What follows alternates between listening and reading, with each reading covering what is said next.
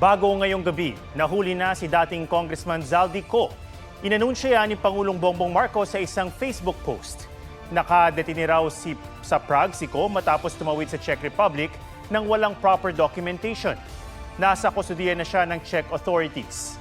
Nakikipag-ugnay na raw ang ating gobyerno sa mga otoridad ng Czech Republic para matiyak na masusunod ang lahat ng legal na proseso at may babalik si Co sa Pilipinas sa lalong madaling panahon. Idinadawit si Co sa maanumalyang kickback sa flood control projects. Isa siya sa 16 na individual na nahaharap sa custom graft at malversation kaugnay ng umano'y substandard flood control project sa Nauhan Oriental, Mindoro. Dati na niyang itinanggi ang mga aligasyon.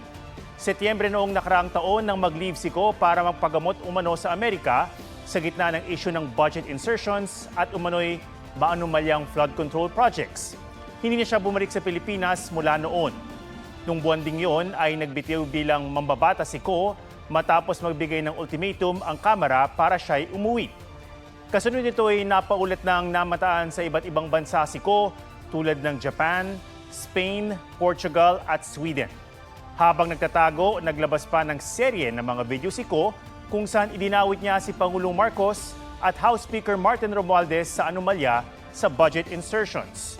Disyembre ng nakaraang taon nang ikansela ang pasaporte ni Co. Pero ayon sa mga ulat, meron ding hawak na Portuguese passport si Co.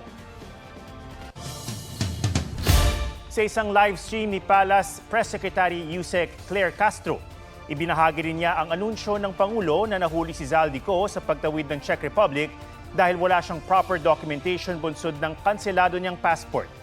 Bagamat wala pa raw karagdagang detalye sa ngayon, sinabi rin ni Castro na kanselado na noon pang Disyembre ang Philippine passport ni Co. Posibleng ito raw ang dahilan kung bakit sinabing walang proper documentation si Co. Dagdag pa ni Castro, patuloy ang ginagawang mga akbang ng administrasyon para mapanagot ang mga nagkasala. Ulitin po natin, si Zaldy Co po, cancel na po kasi ang passport niyan. Kaya pag alam po natin, pag cancel po ang passport, medyo nawawalan sila ng chance na umikot-ikot. Siguro nagkataon, sabi nga nila God works in a very mysterious ways, di ba? Di ba? So may mga pagkakataon na talagang siguro kung kailangan talagang merong mapanagot, magkakaroon ng dahilan para masukol ang mga dapat na managot. Samantala, ayon sa isang opisyal ng gobyerno, nakikipag-ugnay na ang gobyerno sa mga Czech officials para sa repatriation o pagpapauwi kay Co.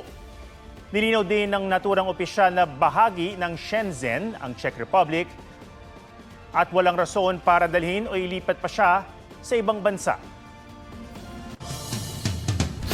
Nakikipag-ugnay na rin ang PNP sa kanilang international law enforcement counterpart kaugnay ng pagkakaaresto kay Zaldy Co.